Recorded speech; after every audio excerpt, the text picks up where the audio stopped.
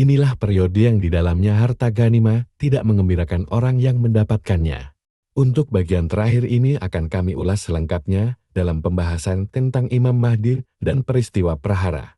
Hadits yang kedua mengisyaratkan adanya pertanda kiamat yang lain, yaitu mahalnya mahar pernikahan dan kuda. Pertanda seperti yang digambarkan oleh hadits di atas sudah berlangsung di zaman kita sekarang ini, namun belum merampungkan episodenya dengan sempurna. Yaitu ketika mahar dan kuda harganya menjadi sangat murah di saat-saat mendekati kiamat. Adapun penyebab yang menjadikan mahar murah adalah sebagaimana yang dijelaskan dalam hadits pertama, yaitu karena banyaknya kaum wanita serta sedikitnya kaum lelaki, sehingga secara otomatis maharnya pun akan menjadi murah. Bagaimanapun juga hal ini tidak lepas dari hukum penawaran dan permintaan. Sedangkan terkait murahnya harga kuda, maka dalam beberapa hadits dijelaskan sebab-sebab serta kapan hal ini terjadi. Di antara hadits yang menceritakannya adalah hadits Dajjal yang sangat panjang dan di bagian akhirnya termuat keadaan zaman Isa alaihi salam. Di dalamnya ada sabda Rasulullah Shallallahu alaihi wasallam, dan nantinya kuda-kuda tunggangan hanya seharga 2 dirham saja. Maka para sahabat bertanya, "Ya Rasulullah, apa yang menyebabkan hal tersebut?" Beliau menjawab, "Sebab kuda tidak akan pernah lagi ditunggangi untuk berperang." Mumajar, hadits No. 4077. Hadits ini sangat jelas dalam memberi petunjuk kapan kuda-kuda tersebut menjadi murah dan penyebab utamanya.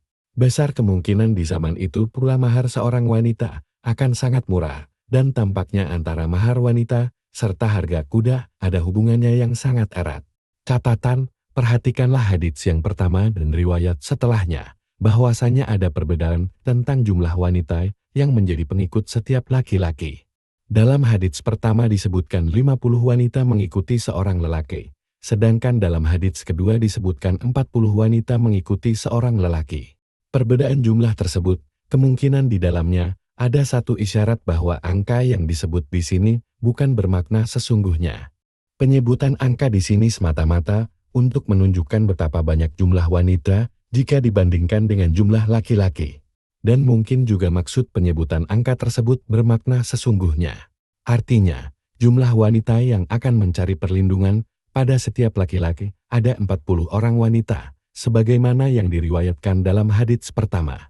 Sedangkan jumlah wanita yang mengikuti setiap lelaki adalah 50 wanita, sebagaimana yang disebutkan dalam hadits kedua.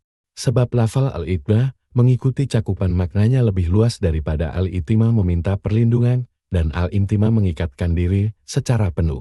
Jadi, antara kedua riwayat ini tidak saling bertentangan. 5. Quraisy, suku Arab yang pertama kali musnah.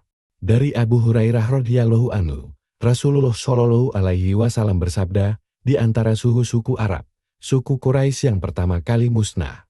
Sudah dekat masanya di mana ada seorang wanita melintas dengan memakai sandal seraya berhata, seperti inilah model sandal orang-orang Quraisy. Sahih Al-Musnad 436. Dari Aisyah radhiyallahu anha, dia berkata, ketika Rasulullah Shallallahu alaihi wasallam masuk rumah, beliau berkata, "Ya Aisyah, kaum yang pertama kali menyusulku adalah kaummu." Selang beberapa saat, dan ketika beliau sudah duduk dengan tenang, maka aku bertanya, "Wahai Rasulullah, mudah-mudahan aku dijadikan Allah sebagai tebusan bagi kemalangan itu." Anda masuk rumah dengan sebuah perkataan yang membuat hatiku sedih. Beliau bertanya, "Perkataanku yang mana?" Aku berkata, "Bukankah Anda telah mengatakan bahwa kaumku yang pertama kali menyusul kepergian Anda?" Beliau menjawab, "Iya benar." Aku berkata, "Mengapa demikian?" Beliau bersabda, "Mereka itu akan diliputi berbagai perhara, di samping mereka juga saling bersaing untuk mendapatkan kekuasaan." Maka aku bertanya lagi, "Bagaimanakah kondisi manusia setelah itu atau pada saat itu?" Beliau bersabda, "Mereka seperti belalang kecil, yang kuat akan memakan yang lemah hingga hari kiamat tiba." Sahih Al-Musnad 436. Penjelasan, kedua hadits ini mengisyaratkan bahwa suku Arab yang pertama kali musnah adalah Quraisy. Adapun penyebab kemusnahan itu sebagaimana yang diterangkan dalam hadits yang kedua, adalah kedengkian dari suku-suku lain kepada kaum Quraisy atas kedudukan mereka. Sebagaimana yang dimaklumi, dapat dikatakan bahwasanya suku Quraisy adalah suku yang banyak diikuti oleh orang-orang. Bahkan posisi tertinggi dalam khilafah Islamiyah hanya berpindah-pindah di kalangan mereka saja. Kedudukan tinggi yang ada pada mereka ini telah mengakibatkan kedengkian yang mendalam pada sebagian orang, yang memang pada dasarnya jiwa mereka sudah sakit di akhir zaman kelak. Maka mereka pun mulai berpikir bagaimana menguasai mereka dan menghancurkannya.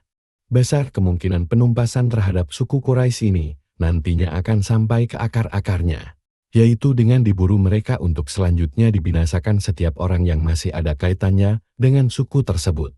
Hal semacam ini sama persis dengan apa yang pernah terjadi pada periode akhir dari Daulah Abbasiyah. Saat itu setiap orang yang ada hubungan dengan keturunan Bani Umayyah akan diburu dan dibunuh. Fakta-fakta yang ada memberikan isyarat bahwasanya pertanda ini akan terjadi setelah zaman Al-Mahdi. Dan kemungkinan terjadinya adalah di akhir kekuasaannya, di mana pada saat itu berbagai kerusakan tumbuh subur dan orang-orang yang keras kepala menemukan kesempatannya. Itulah berbagai peristiwa yang menandai akhir dunia, serta permulaan dari proses kehancurannya. Maka Rasulullah Shallallahu Alaihi Wasallam mengabarkan bahwa saat itu suku Quraisy diibaratkan belalang-belalang kecil yang saling memangsa satu sama lain sampai hari kiamat tiba. Ada kemungkinan setelah musnahnya suku Quraisy, saat itu juga pertanda kiamat yang selanjutnya terjadi, yaitu berhembusnya angin yang mematikan ruh-ruh setiap orang beriman yang masih tersisa. Kemudian terjadilah kiamat atas seburuk-buruk makhluk, dengan hewan dan benda mati yang dapat bicara. Dari Abu Sa'id Al-Khudri radhiyallahu anhu, bersabda Rasulullah Shallallahu Alaihi Wasallam, "Demi zat yang jiwaku ini berada dalam di tangannya, hari kiamat tidak akan datang sebelum binatang buas berbicara kepada manusia. Sebelum seorang laki-laki diajak bicara oleh ujung tali cambuk dan sol sandalnya. Dan semua benda tersebut akan mengabarkan kepada orang itu peristiwa yang terjadi tentang keluarganya dari kejauhan." Har At-Tirmidzi Al-Fitan Hadits No 2272. Beliau menyatakan bahwa hadits ini hasan sahih. Penjelasan, hadits ini mengisyaratkan adanya perubahan mendasar terhadap hukum segala sesuatu. Perubahan yang menembus batas ilmu pengetahuan yang pernah dikenal serta belum pernah dibayangkan.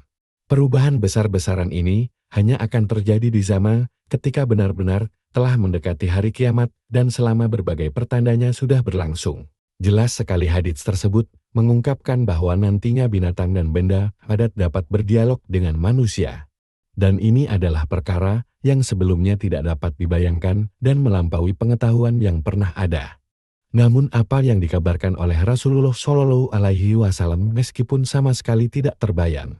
Tetapi hal tersebut bukanlah perkara yang mustahil dan akan terjadi dengan pasti. Bahkan, dalil-dalil syar'i juga mengisyaratkan terjadinya berbagai peristiwa tersebut, bahkan di masa Rasulullah Shallallahu Alaihi Wasallam sendiri.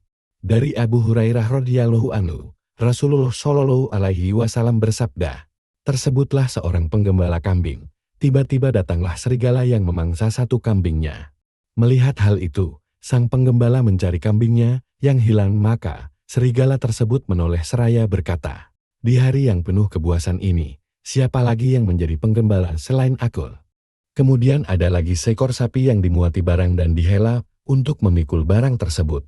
Maka sapi itu pun menoleh kepadanya seraya berkata, 'Bukan untuk pekerjaan seperti ini aku diciptakan, tetapi aku diciptakan untuk membajak ladang.' Mendengar penuturan beliau, para sahabat berseru, 'Subhanallah.' Nabi Shallallahu Alaihi Wasallam pun bersabda, 'Ketahuilah, aku mempercayai kisah ini.' Demikian juga dengan Abu Bakar dan Umar turut mempercayainya. H.R. Al-Bukhari, At-Manaqib, Hadits No. 3663. Dengan jelasnya hadits ini mengisahkan tentang serigala dan sapi yang dapat berbicara, dan ini merupakan perkara sangat ajaib yang keluar dari kebiasaan. Oleh karenanya para sahabat yang mendengar kisah Nabi Shallallahu Alaihi Wasallam itu menjadi sangat heran. Maka Rasulullah Shallallahu Alaihi Wasallam pun menyambung pernyataannya bahwa dirinya beserta Abu Bakar dan Umar radhiyallahu anhuma mempercayai kisah tersebut. Dalam hadits ini terdapat suatu perkataan yang cukup menakjubkan, yaitu perkataan seekor serigala. Di hari yang penuh kebuasan ini, siapa lagi yang akan menggembalakan domba-domba itu selain aku? Ada ulama yang berkata bahwasanya yang dimaksud dengan hari di mana binatang buas dapat berbicara adalah hari-hari terjadinya prahara yang besar. Sehingga manusia disibukkan oleh fitnah tersebut, sehingga mereka melupakan ternaknya. Dalam hadits tersebut, tidak disinggung kapan terjadinya keajaiban ini. Bisa jadi, peristiwa ini terjadi menjelang hari kiamat tiba, atau di tengah-tengah fitnah dan prahara besar yang terjadi pada akhir zaman. Memang sebagian orang ada yang menganggap aneh, menolak mentah-mentah, serta menganggap mustahil terjadinya hal ini. Atau setidaknya mereka membuat takwilan lain yang membelokkan makna hadits di atas dari makna hakikinya. Amun yang perlu dipertimbangkan juga, betapa sekarang ini kita hidup di zaman yang dipenuhi oleh berbagai keajaiban. Yang andai kata hal tersebut diperbincangkan di masa lampau, niscaya mereka akan menganggapnya sangat aneh, bahkan mustahil.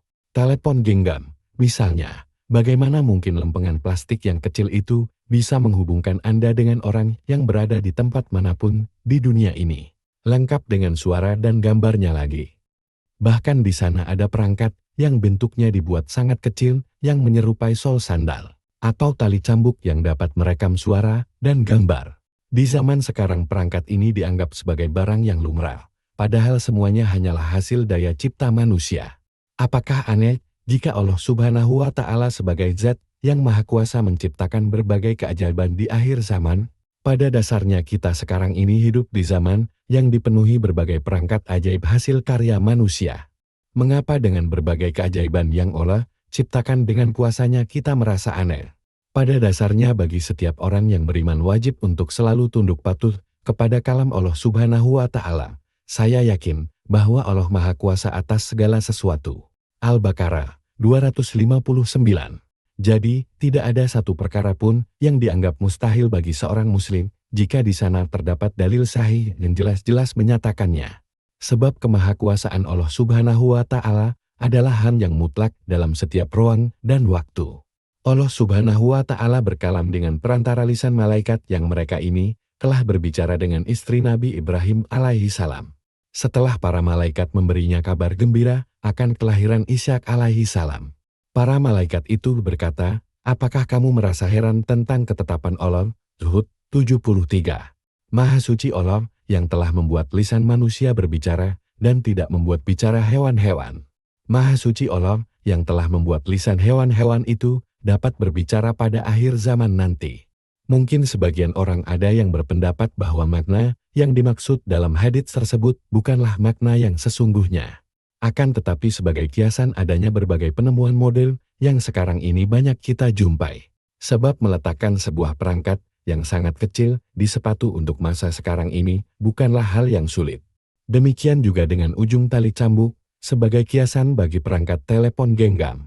Karena sebagian perangkat telepon genggam pun ada yang menggunakan alat seperti itu headset. Mereka berkata, mengapa hadits di atas tidak ditakwili dengan berbagai piranti modern yang telah kita dapati sekarang ini? Memang pernyataan tersebut mempunyai bukti yang menguatkannya. Akan tetapi di sana terdapat beberapa hal yang menghalangi hadits tersebut untuk ditakwili seperti yang mereka inginkan.